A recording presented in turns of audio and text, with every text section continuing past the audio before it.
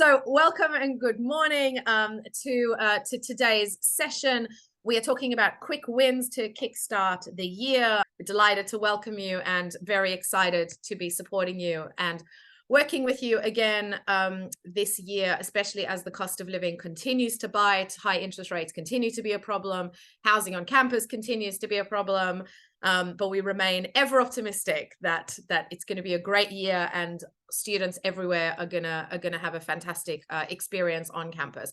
So without further ado, because you want to hear from them far more than you want to hear from me, I'm delighted to welcome Kim Hackman from UWE. Kim is a student engagement coordinator who we work with very closely.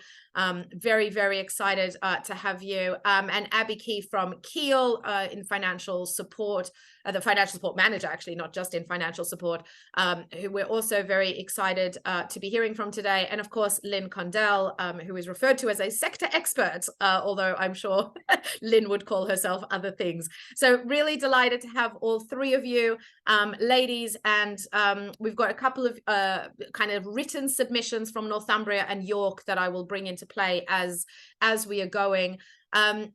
If ladies, if you want to give a quick introduction to yourself, what we'll do is we'll kick off the first question, which is if you could do one thing this first term to really support students' financial well-being, what would it be? And Abi, will kick off with you. And if you want to start with just a quick introduction of who you are and how it is that you're joining us today, and then the question, and then we'll go around the room and kick off. So over to you. Well, hi, like we said, my name is Abi. I work as the financial support manager at Keele University. Our team has lots of different roles, so we see quite a lot of different sides of financial wellbeing within the students. So the first kind of side of that is the financial advice and guidance that we provide to students, but we also administrate the university's hardship funds and other support funds. So we kind of see the kind of day-to-day queries that are coming in from students, but we can also see quite, objectively, specifically what students are struggling with and at what periods of the year they're struggling with different things, because we do see different trends throughout the year. I guess, so going back to the question, if there was one thing that I could do in the first semester to support students' financial well-being, it would be purely just to raise awareness of the support and guidance that's available at every step.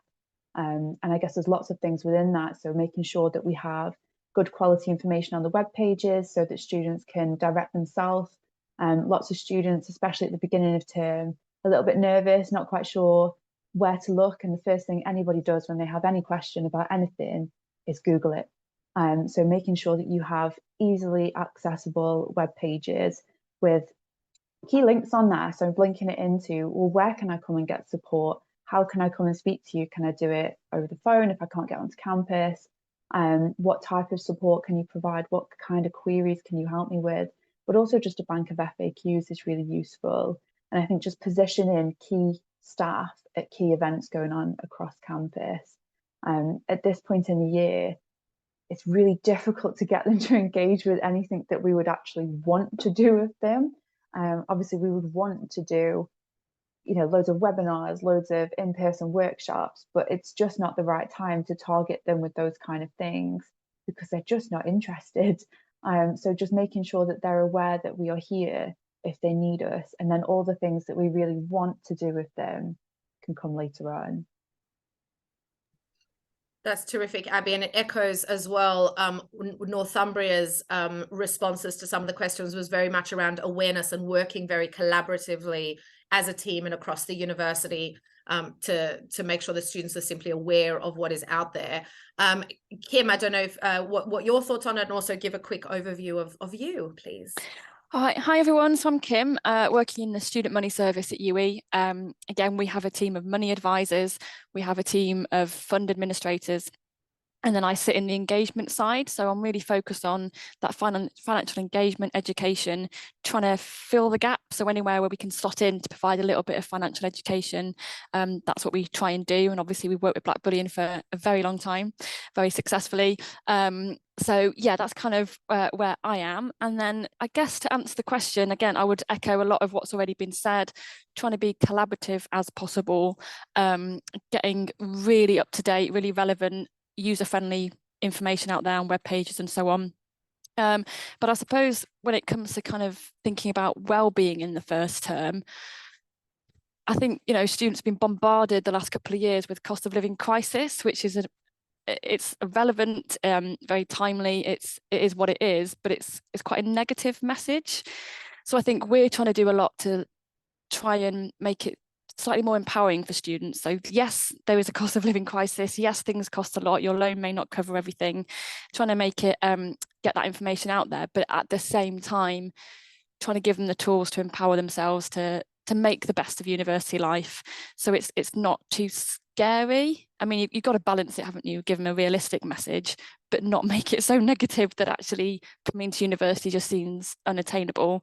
So we do a lot to promote the support at UE, as well as the financial side of the support we offer. The SU and UE is doing loads with kind of free events, accessible events. So cheap events, like making the most of the city, making the most of the support, and events that run on campus. So trying to have that message where it's empowering students to give them the tools they need, but also signposting and letting them know that they can still have fun. There's still you know, a lot of support out there for them to make the most of university life while still being careful with their money. I think that's a really key message to get across, so it's not hopefully too of a negative experience when they're first joining university for the first time. So we do a lot of kind of celebrating the kind of how to be frugal, how to make your money last, how to, you know, do all these free events and so on. I think that's quite a key thing to get across. Yeah, absolutely. I just put in the thing, and it occurred to me I could just say it out loud. The word crisis is not one that students need to be hearing after having had a emergent health crisis with COVID, and now a financial crisis. We've just got to get a new word. We've got to rebrand crises and something a little bit. I don't know how you rebrand a crisis as positive, but Lynn, I don't know if you've got any thoughts on that and on the general question. And of course, introduce yourself. Although my guess is a lot of people in the room obviously know you. Yeah, I agree. I was actually writing stuff down when you were talking there about we definitely need to move away from financial crisis and think about things positively, because actually we know students haven't got a lot of money, like we've said already, but what you don't want to do is start them off in the first 2 weeks of two weeks of their educational journey with all this negative stuff. There's a crisis, you're going to be broke, don't forget to sign next year's accommodation because there won't be any accommodation next year, and make sure you check your accommodation for bed bugs. It's like it's all doom and gloom and misery, isn't it? So, you know, let's try and be positive. They should be excited, they should be having fun, and they do need to learn to manage the money, and that is a journey that we've all had to do. So hopefully we've all survived okay. So I think that's what we need to be, that's the message we need to be getting out. If it's related to well-being, it needs to not be negative. Yeah, absolutely. And the well-being teams, I know a lot of our partners work very closely with the well-being teams among other teams, and everyone's kind of mentioned collaboration. One of the submissions we had was in terms of who they collaborate with. It's a very extensive list. So if you're wondering who on campus, student unions are mentioned, welfare teams, accessibility teams, inclusion teams, of course, the finance teams, student engagement, fundraising, and marketing. And I wonder, Abi, Kim, Lynn, and we can open it up a little bit less formally. Is there anybody else that you're working with? I know international maybe, that others in the room might be like, oh, we could work with them. It didn't occur to us that they might be relevant. So I'm really just going to open it up for conversation. Abi, maybe kick us off. I guess at Keele, we are, I guess, comparatively quite a small university. You know, we're not as big as the likes of Liverpool or Manchester, and so we have less students, but also kind of less staff as well. So we do all, and with it being a campus university, we know a lot of the staff across the university, so we do collaborate quite well with lots of different teams. And one of the teams that we've been really trying to build the collaboration with is our recruitment and outreach team. So what we're finding, I guess, increasingly is that students are arriving at university with essentially just a complete lack of financial capability because, you know, they're not getting that education at school. parents have maybe had difficulties during the past few years, might have had some redundancies during COVID, for example, and they're just not arriving at university with the same skill set. That, not that we used to have loads of students arriving that were absolutely amazing at budgeting before, but we're just seeing more and more that students don't have those capabilities to start with. And what we'd really love is for the recruitment team to kind of go out, and when they're doing things like workshops in schools, workshops in colleges, UCAS fairs, to have resources available, and to be leading on workshops related to financial capability, because not only is that going to, you know, improve their financial capability when they arrive, if they're already planning on going to university, but it would also open up the door for students who, prospective students who are worried about university because they're worried about the money aspects of it. And if they had that kind of input right from, say, year 11, year 12, at that point, it's the perfect time to start building their confidence in money and money management. So we have been working quite a lot with them and looking at different ways that we can interact with each other as teams, ways that we can help each other out, ways that we can support each other throughout all of our various different campaigns across the year. So I think it's a relationship that's kind of still in that process of being built, but it's looking to be quite a positive one.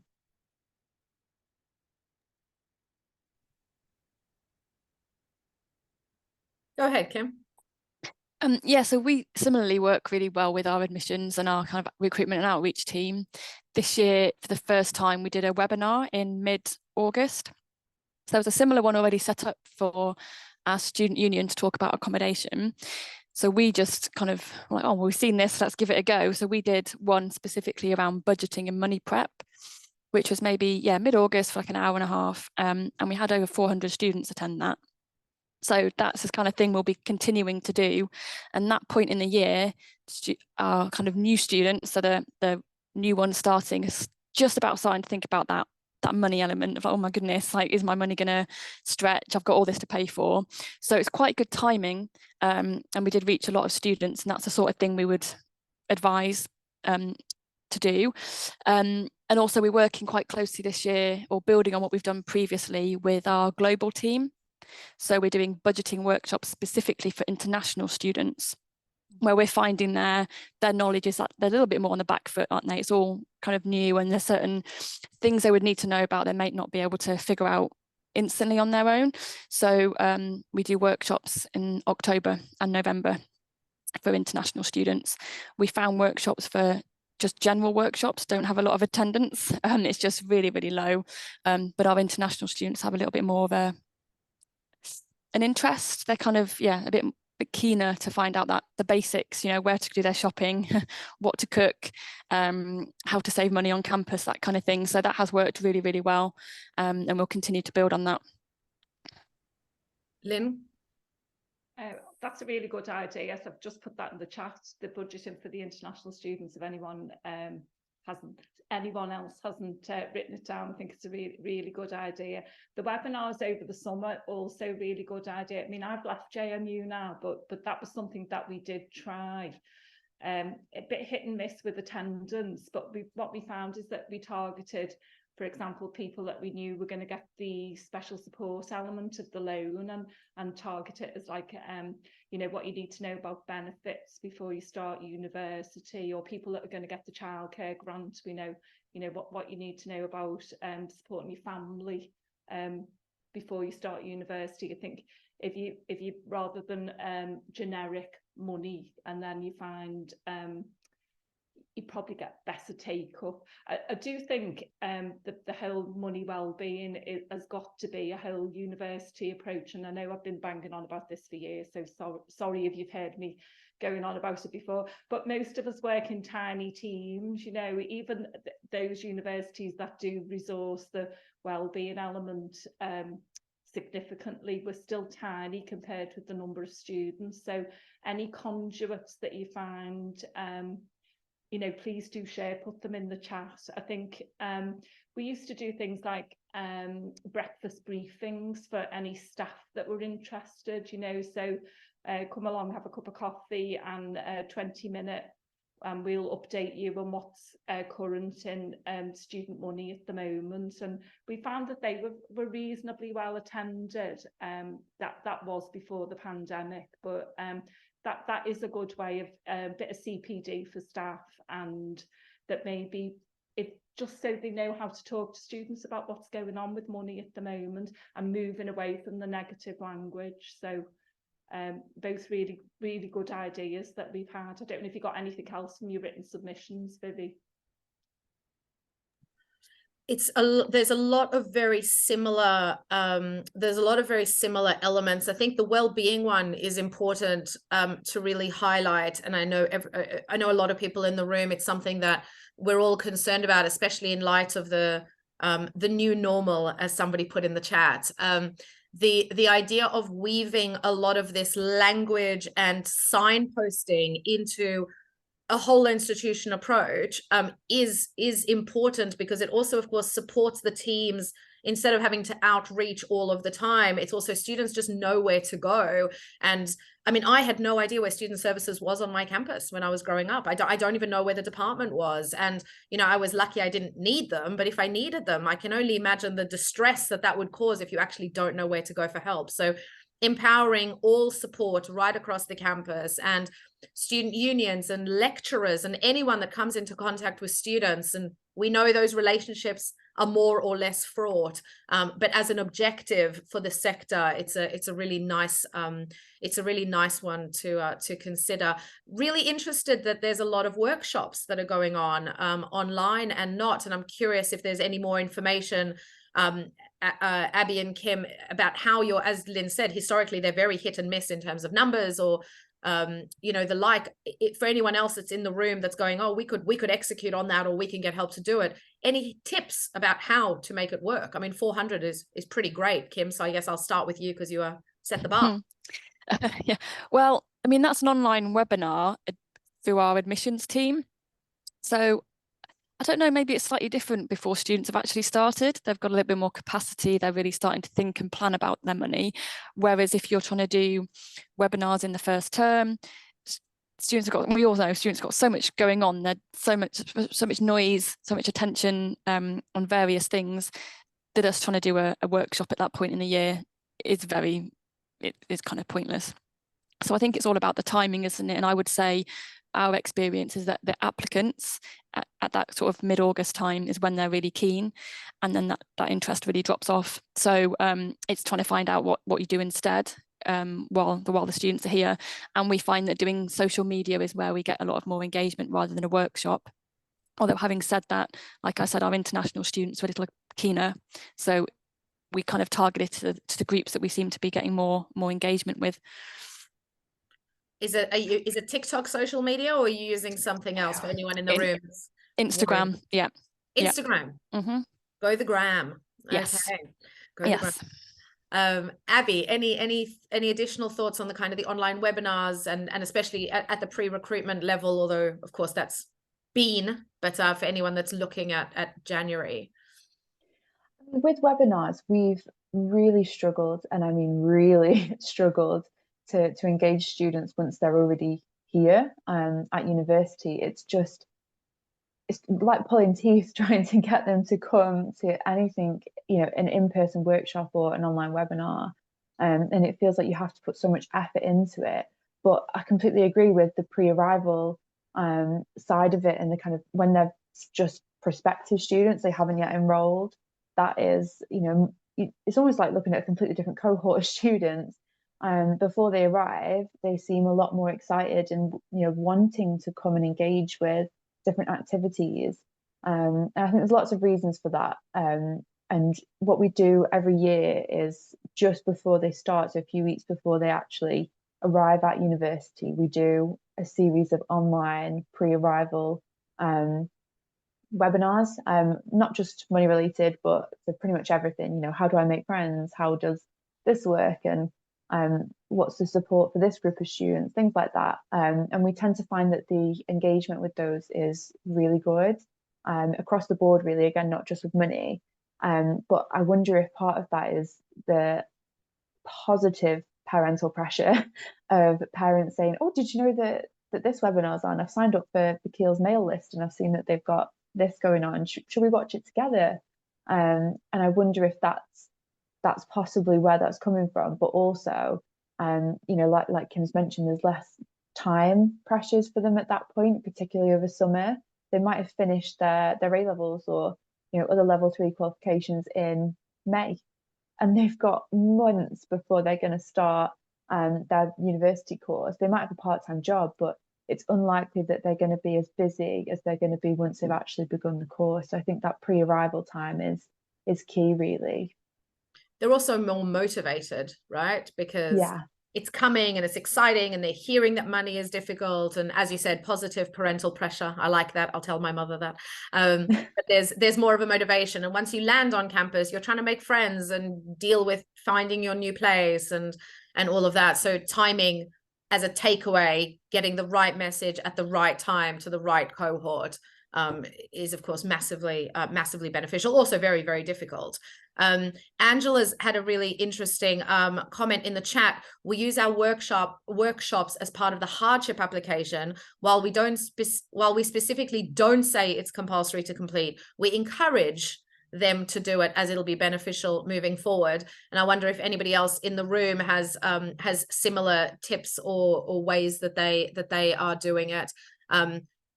I can't remember who said it as well, but getting very specific with the language. This is something we're really working on the Blackbullion side. If you just say budgeting, it's just not nearly as engaging as budgeting for students with children, for example. And so almost salami slicing the specificity of the language, budgeting for international students, you know, debt for people from low income backgrounds. Like these subjects can all be hit much more in the heart. So working with marketing teams on that, if possible, can probably yield some really good results. Apart from the webinars, Kim, what would you say are the things that have worked best this term in terms of, you know, kind of quick wins, helping students with their money, getting them engaged? What are like low hanging fruits and top things that have worked? So there's a few. So with our student support fund, we don't release any award to a student until they've completed the Blackbullion budgeting module. So we kind of tie those two things together. We also, this year, our main kind of UE Instagram account, we did a takeover. So Student Money did like an hour and a half. So we answered loads of questions and that had over 3,500 views on there, which is brilliant. We're really pleased with that. So again, that's something that it sounds, if you're not that kind of up to speed with Instagram, and I'm certainly not, it does sound slightly terrifying, but it was really, really successful. And it's literally, you just go and you know, you're the ones giving your expert advice and some really, really useful, interesting questions from students. So that was, I felt like that was a really quick win, and that's the sort of thing we can continue to do. We know that Instagram is where we get a lot of our engagement from students. And then just the face-to-face stuff. So we kind of just try and stick our noses in places. Wherever there's an event going on for students, we'll be there talking about money. So we've been at our freshers fairs on the 3 campuses and all our registration and welcome events. So students registering, sorting out all that kind of stuff, we're there as well. So it's just kind of peppering money into all these different events that are already occurring. We haven't had to sort of organise anything ourselves. We've just been there, been present, handing out leaflets, talking about Blackbullion, talking about the app, talking about budgeting, just, kind of being visible, having a presence in lots of different areas has been really, really successful for us this year. I love the idea of piggybacking on other departments' events, right? Because when you're crammed for time and you're crammed for resource, double leveraging, triple leveraging everything that's happening is really, really powerful. Exactly. On the Instagram side, for anyone in the room that's like, we're not going to do that, but it sounds interesting, I'll get somebody else to do it. How did you approach the marketing team? How does it work? How does it work on campus in terms of who owns the Instagram accounts? And if anyone in the room wants to do a similar thing, what would be the process that you would recommend to do so that? we own it. So we've got a main UE one, and so we had to go and beg to get a student money one. It took a couple of years of just persistent asking, and I think we sort of did it on a bit of a trial. I think their concern was that we wouldn't have enough content. Anything you can relate to money, literally anything can be, all linked back to money. So we have loads of content. So it's owned within my team, and we're posting 1 or 2 times a day. But it just really helps with those links with other services. So obviously we're linking, reposting all the student union stuff, any of the events that are happening, our Centre for Sport, our Centre for Music. So there's loads of internal stuff we can promote, and then externally the Blackbullion, just the general kind of money saving tips. Our food content does really well. So we just within the team, like, oh, I've done some cooking this weekend, I'll take a picture, post the recipe. So just really kind of quite basic stuff, I would say. It's not, it slightly can be quite time consuming, but once you're up to speed with it, and we use Canva to create all our posts and stuff. So it takes a bit of time investment to get it off the ground, but I would say that it's well worth doing, because our reach is a lot broader than it's ever been. That's absolutely terrific. For anyone that isn't familiar with Canva, they do have a free offering, canva.com. It's for design stuff. Anybody who's got any questions, obviously chuck them in. There is no shortage of content out there for anyone that's been avoiding it. I mean, taking 2 years to get an account signed off, just but we'll just move on past that. But hopefully also there's a lot of Blackbullion content that you can use when you don't have content. So I think that's a really hacky, not quick for sign off, but quick to execute on tip. And Instagram is where a lot of students are, and making it very real and very raw and very natural means we're not trying to be down with the kids, which students tend to not like. Lynne, only higher education thinks that taking 2 years to do anything is quick. The Navy is the only thing that moves slower than higher education, but that's a conversation for another time. Abi, Instagram, social media, anything else? What are your wins for the year? What do you recommend? Give us a recipe. Give us your recipe. Instagram is always a winner. So we started using Instagram probably a couple of years ago now, to try and engage students that way. We used to have kind of student services specific social media accounts, but a decision was kind of made by the university's brand team that we needed to pull everything together under kind of one social media umbrella. So we just have the main Keele University Instagram account now that gets used. But what we've kind of arranged for the current academic year is for monthly Instagram takeovers, so that every month we can cover a different topic. So this month has been around kind of raising awareness of different things that they can do to prepare them financially for the year, different ways that they can save money on different things. In November, we're obviously going to be highlighting Unibattle with Blackbullion, and then, you know, for example, March will be National Student Money Week, and so on. So it's a really quick way of getting content out there for students, because Instagram, they're not going on Instagram to see, oh, I wonder what my university says, I wonder what my university's financial support team is doing. They're going on it for, you know, enjoyment, leisure, you know, general scrolling. And then they come across it, and it's things that, you know, they'll come across it, and even if they're not, you know, fully invested in that Instagram story, it's still going in, they're still watching it, they're still seeing that information. And what we found works well is pop in one of those Q&A boxes on the Instagram story, and just to say, you know, we're here for the next, you know, 4 or 5 hours, and we can answer any questions you send us through whatever questions you have. What we tend to find is that they're usually questions that we don't want to share the answer to, because they're quite specific, and not very generalized questions. They're usually really specific to the individual, so we tend to kind of direct message them back. But we also have a bank of fake FAQs that we can then get one of our own personal Instagram accounts to type in the questions so that we can share it, so it looks like it's come from a student. So it's a good way of kind of answering those questions that we know students have got, because we're answering them every day on emails when they come into drop-ins, but we can share those responses. But again, things like working with other teams and getting involved in things that are already going on. So when at the end of that kind of welcome period, when there's that sort of debrief time and evaluation time to see what's gone well, what's not gone well, evaluating, so what events have seen the most engagement from students, what have we done really well this year, not just within our own teams but across the university, whatever is done really well, you know you're going to be rerunning the next year because it's gone so well. Just thinking outside the box and like, how can we possibly weave money into that? Some of it is really obvious. So, for example, we have a part-time jobs fair every year, very money-based. How can I get a bit of extra income? But it's trying to just find those little pockets of things that you can just drip feed little bits of money into.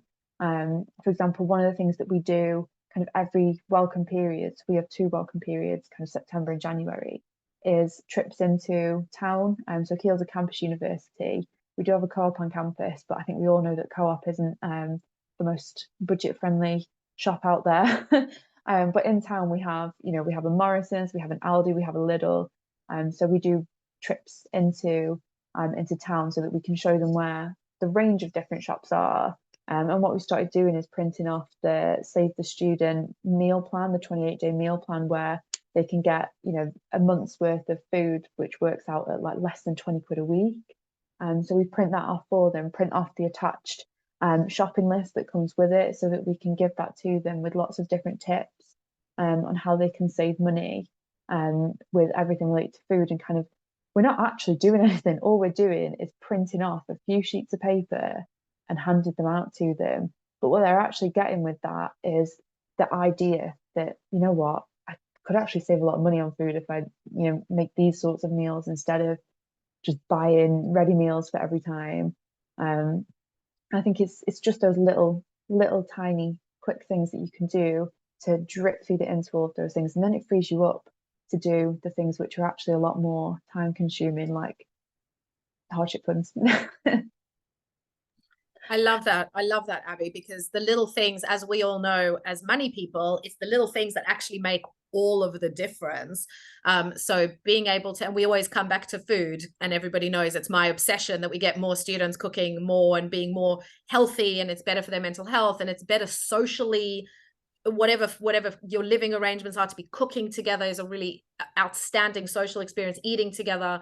And I'm concerned about the loneliness factor that we know is starting to build. And so all of these things that bring people together, again, are ticking multiple boxes. So I think that's a road trip into town to supermarket hunt, I think, is just the most fantastic idea. I absolutely love it. Lynne, thoughts from you. And just before I do, there's a comment as well. Although Agree Co-op is pricey, it's our newest one at LSE. They take the NUS card and get 10% off. So again, reminding students that there are loads of students discounts out there, and even if you are at Aldi or Co-op, that there may still be cash off, cash back. There's any number of facilities. Love that. Lynne, your thoughts? Sorry, on mute. Yeah, really good ideas. I agree about the food thing. I mean, for those people that assess hardship applications, when you look at students' bank accounts, food is definitely the thing that they spend a lot of money on. Despite what everyone might think about what students spend their money on, it's their accommodation and their food, isn't it? Whether that be eating out or eating in, whether it be ready meals or food on campus. So anything we can do to encourage them, want to be more sociable around their food, cooking and eating together, feed your flat for a fiver, etc. Competitions are a good idea, meal plans around that, the better, and just encourage them to be more healthy as well, isn't it? It's the health aspect of it as well as the food. So if you can get you wellbeing teams or student union or whoever it is on campus to talk about eating and cooking healthily, which also will save you money in the long term. I mean, one of the things that we haven't talked about, well, there's two thoughts I've got. One is I don't know how many people on the 70 odd people here, when we've been talking about Instagram, and I noticed Melissa said about TikTok in the chat, whether that would be something people would be interested in. Rosie's going to kill me. A webinar on how to do it, some practical tips. And I know, Abi, you're talking about it as if it's second nature, but it won't be second nature to everybody. So we'll keep Rosie on mute, and maybe a suggestion about whether you think that that's a good idea to do a little webinar on how to do some of these things rather than doing them, what to post, etc. So some practical steps on how to use these and engage with the students. The other thing that came into my mind is about one of the people that we haven't talked about working with, our accommodation partners, so whether they be privately owned accommodation or university owned accommodation, and encouraging them to not let students book yet for next year, because we know, even though we're probably only in day 11 or 12 or something, they'll already be launching next year's accommodation and getting students to sign up. But also, have they done affordability? You know, asking the students, have you checked if you can afford to live here? And that could be a link to Blackbullion's budgeting, or another budgeting if they don't want to promote that, you know. So they were just a couple of things that popped in my head while you were talking. That's great, Lynn. And I can tell you for a fact that Rosie's going to kill you, because I direct messaged her privately and asked the question. And she said, oh, we'll have a look at it. And now you put her on the spot. So, but I think it's a great idea. So sorry, Rosie, but you can totally blame Lynn for that. But it's great to see people think that would be relevant. And of course, we'll have a look at that. I know that Abi and Kim, you both also mentioned housing, and Lynn has kind of opened the door to that conversation. I know a lot of students are concerned because, again, it's a housing crisis, and it's the way it's been portrayed right across the broadsheet media as well as in the student press. Any thoughts, suggestions about allaying some of those fears? Any conversations that you've been having that might be useful to the room? And of course, anyone else on the call who's not speaking, obviously we'd love your thoughts, so please do keep them coming in. This is an opportunity for us to kind of use the hive mind, so please do share. Abi, why don't we start with you on the housing? What are your thoughts? I think what we've tended to find is that I mean, over the past sort of even just 5-6 years, we've seen a lot more private student accommodation being built around the local area to Keele, and it's very competitive with our own campus accommodation, because it's a similar-ish price, but actually what you're getting is brand new accommodation, which is, you know, typically studio, so you've got your own kitchen, it's all en suite. So we're tending to see that students are they arrive in first year, straight away they're thinking, where am I going to live next year, because I can only live on campus for my first year usually. So they're looking for these off-campus accommodation providers. If you search for ex-university accommodation, the private student accommodation facilities are obviously going to have paid for those sponsored ads that come up straight away in the search, and they're the ones that students tend to see first. And what we're seeing is that they tend to open up their applications so early on in the academic year, and then students panic thinking, God, I'm going to have to get my accommodation booked for next year, when actually a lot of the cheaper kind of shared accommodation, rented houses, they're not going to come on, for availability until you get into semester 2, because the landlords know that they don't really need to start advertising it so soon.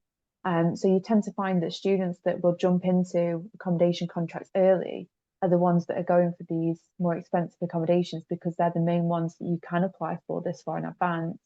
Our Students' Union has done some really good work on a campaign which is hopefully going to launch next month, which is called Don't Rush to Rent, with a big emphasis on, we know that you're probably talking amongst yourselves in your flats around where you're going to live next year, who you're going to live with, but actually there isn't a huge rush. We're quite lucky at Keele in that we do have a surplus of rented accommodation in the local area, so tend to find that there is always somewhere rented that a student could move off to, which generally is a lot cheaper than rooms that they would usually find at first search on Google, which will always be your kind of sponsored ads for those private student accommodation places.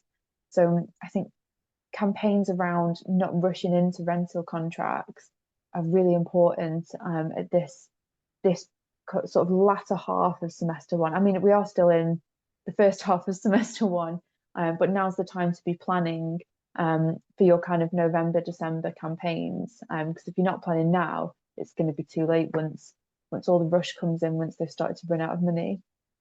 Absolutely. And I would just direct Blackbullion partners, because unfortunately this tool isn't available to non-partners, that the spending snapshot inside the Blackbullion platform gives students an idea of what the average is and where they are relative to what the average is. And you all know how I feel about averages, but it's at least a starting point in terms of just knowing how much money they need, you know, for different things.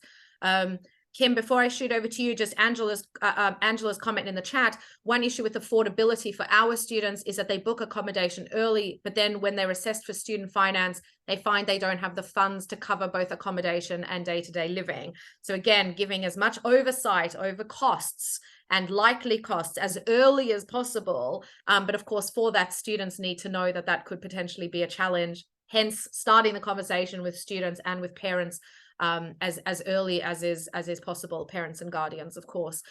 Kim, things that have worked, where are you?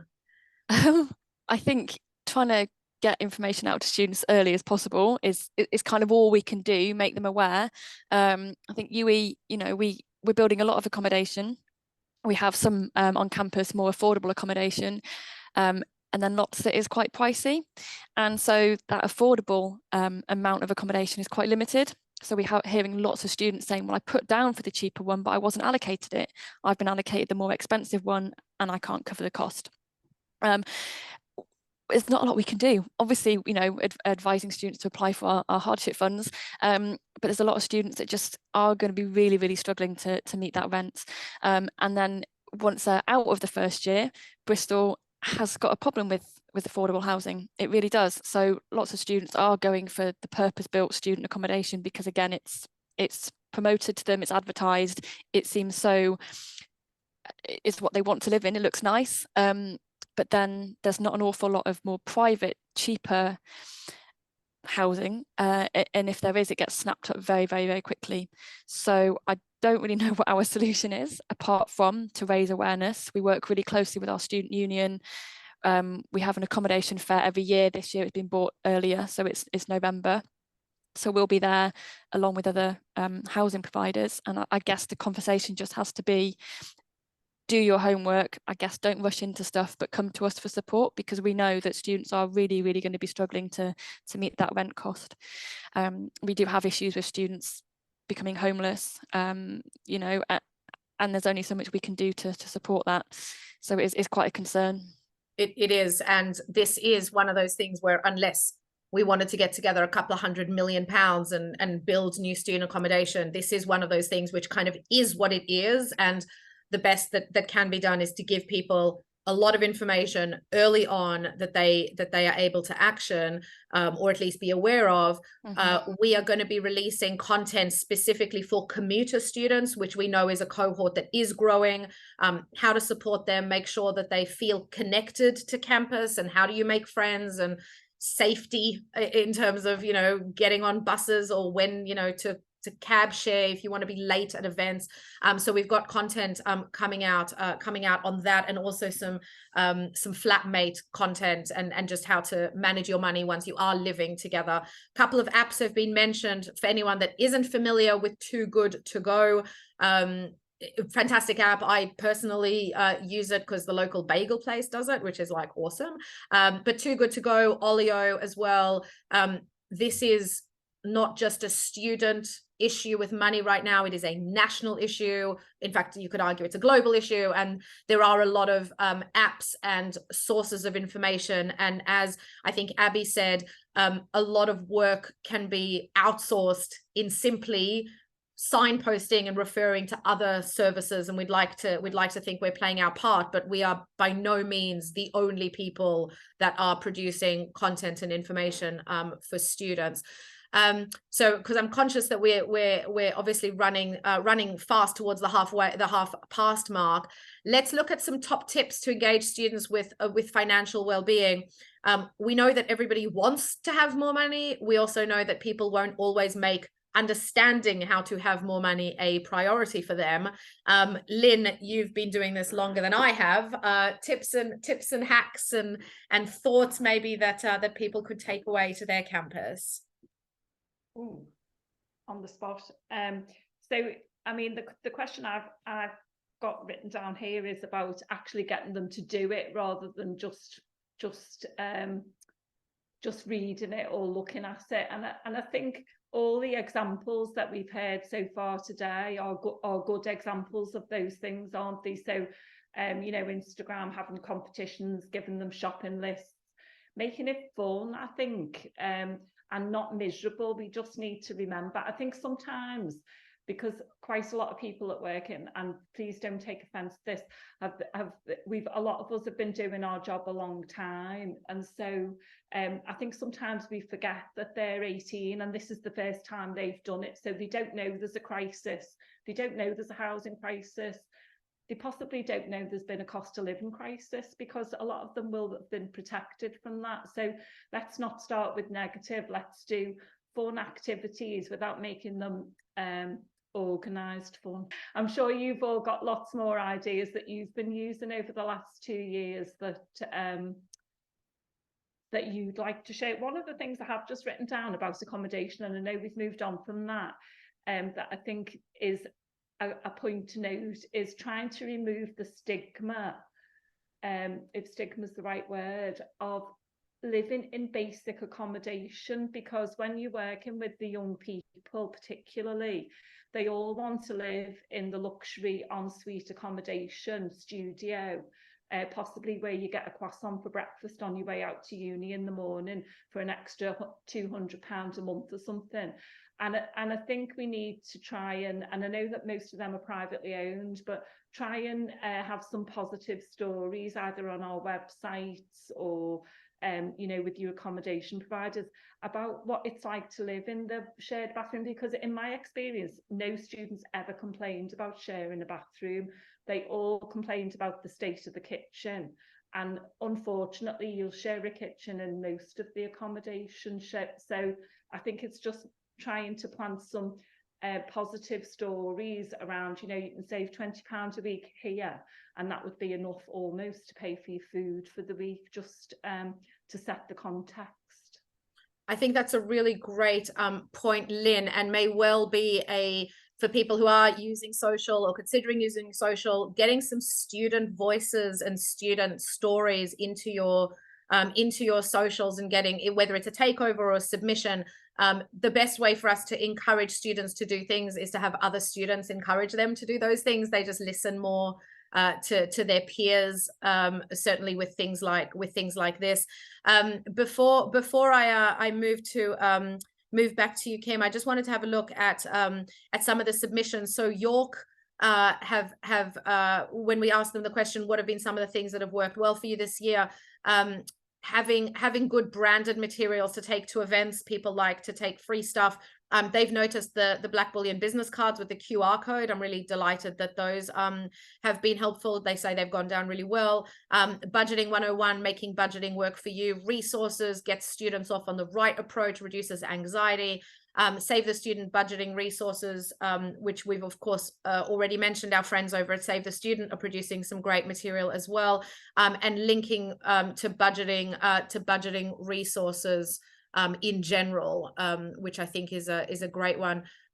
Kim, I've suddenly gotten lost. Did you give us your quick tips, or was that Abi? I just suddenly got lost. Or no, neither of you. I started with Lynn. I'm not completely ridiculous. Kim, take us away. It's been a very long week. It's only Tuesday. Go ahead. Quick tips. I mean, we probably covered all of this, but I would definitely echo that student involvement. So we, at our welcome events, at the SU events, literally just went around and spoke to our student ambassadors, shoved a camera in their face. So what are your quick tips? What would you say, you know, how do you budget in Bristol? What's your best budgeting tip? That kind of stuff. And then that's the thing we would put on Instagram, and that's had really good engagement. So getting that knowledge, that feedback from students who are actually living it, like you said, Vivi, I think that has a lot of value, sometimes better than a 40-year-old woman saying, you know, do this, do that. It's better coming from a student. So we try and do that as much as possible. Competitions on Instagram do really well. So that basically is, give us your budgeting money tip and we'll enter you into the competition. And then we post all those collated budgeting tips we get off students. And that is, yeah, that's really nice content. I feel like that really works. And then other quick wins, I guess it's, we've talked about web pages, and that does need to hold lots of information and be really user friendly. However, students don't necessarily read it all. So we would put loads of work into these amazing web pages, useful links, PDFs. They just don't read it. So short and snappy is the way to go. Literally a video that is less than a minute in length. So it really is trying to make the most of what we know about students' attention spans, which is really, really short. And in some ways it makes work quicker because, you're condensing stuff, everything's really, really snappy. It's just a different way of working. So I think that's worked for us to kind of get students on board. Yeah, absolutely. Where attention spans are short and getting shorter by the second. So yeah, absolutely. And in terms of some of that as well, we have rebranded Money Confessions at the request of staff. Ironically, students were fine with Money Confessions, but we've rebranded it to Coinversations, which is effectively the same thing. It can be reposted. It's an anonymous place for students to talk in terms of destigmatizing, Lynne, to your point, again, not just about housing, but in general. And all of that can be shared on social channels. So please do feel free to use that, whether you're a partner or not. These are really important conversations for students to feel like they can have.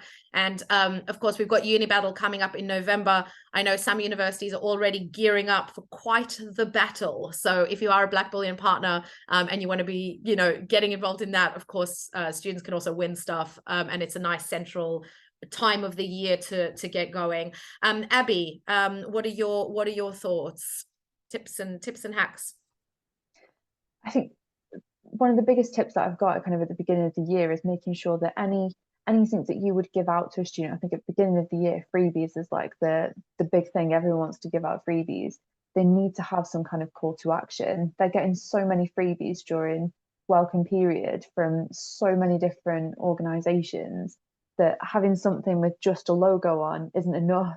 That's just something that's going to sit on their shelf, or just a leaflet with information isn't going to get read. It's just going to get chucked in the recycling pile at the end of the day.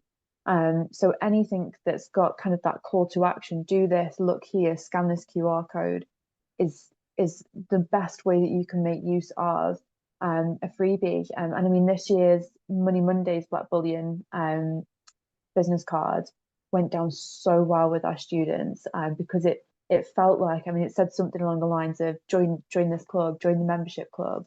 And they really wanted to join the membership club. So I think anything that kind of has that call to action of you need to take this action, that's the best way that you're going to get them to engage in anything related to financial well-being. And I guess on that topic, if you're trying to get them to engage in financial well-being, probably don't call it financial well-being. Call it something different, call it something fun. Rebranding the entire financial services industry is my next goal, starting with pensions. Pensions and budgeting. Never were there worse two words in the history of the universe. Something just to wrap with everything that you were saying, Abi, which I think is terrific in terms of things like giveaways. Also be very conscious that students are very conscious about environmental impact. And if you're giving out a lot of leaflets or giving out a lot of plastic stuff, the general vibe now is not positive towards a lot of that. So whatever it is that you're giving out, which is going to cost you money to produce, because I know it costs us money to produce everything that we send out, make sure it's hyper useful. If it is plastic, but it's a plastic cup that they can use for the next 12 months, that's positive plastic. If it's a bunch of things that are in a plastic bag, that's negative plastic. So just be very conscious of kind of the environmental zeitgeist, because it is something that students are hyper focused on. It also helps when talking about things like fast fashion, when talking about cooking, which is much more environmentally friendly than takeaways. The environmental movement is very closely linked with financial well-being, and however we will rebrand that. But the environmental movement is about consume less things that aren't useful, don't waste, you know, all of that. So there is a very tight connection between the two messages. I really want to thank everyone. I know we're starting to lose people sending apologies because they've got other meetings, so being conscious of your time. In terms of calls to action, please sign up for the newsletter. Everything that we do goes there first. There is a lot of information in there. The recording will be put in there. If you're not on the newsletter, please get on the newsletter. And if you think other colleagues could benefit, of course, feel free to share. We try to make it useful and as valuable a use of your 10 minutes a week or fortnight as we can. So please make sure that you do that. We have got a series of sessions that are coming up over the coming few, well, really until the end of the year. If you're not signed up to those, then of course, please do that as well. And in the traditional cheesy that my whole team hates, but I don't care because it's good to be boss. If I could ask everyone to come off their cameras and jazz hand our speakers who have taken their time out and some prep time to be helpful and to contribute some of their thoughts. So thank you all so very, very much for the work. I hope that was useful. If you want to find out more about how we at Blackbullion can be supportive of you, feel free to drop me a message directly. Super happy for that. Otherwise, get in touch in all of the usual ways. On behalf of students across the country, I really thank you. It is a difficult time. We don't want to be speaking about it, but thank you all so much for the great work that you do, for your commitment to your students and to this next generation of young people who we are all desperately trying to help them to create a better future. So thank you all so much. Please keep in touch if you need anything. We're always here, but have a fantastic day, a great week, a fantastic term, and we'll see you in a couple of weeks for the next session. Thanks, everybody. Have a good day. Bye-bye.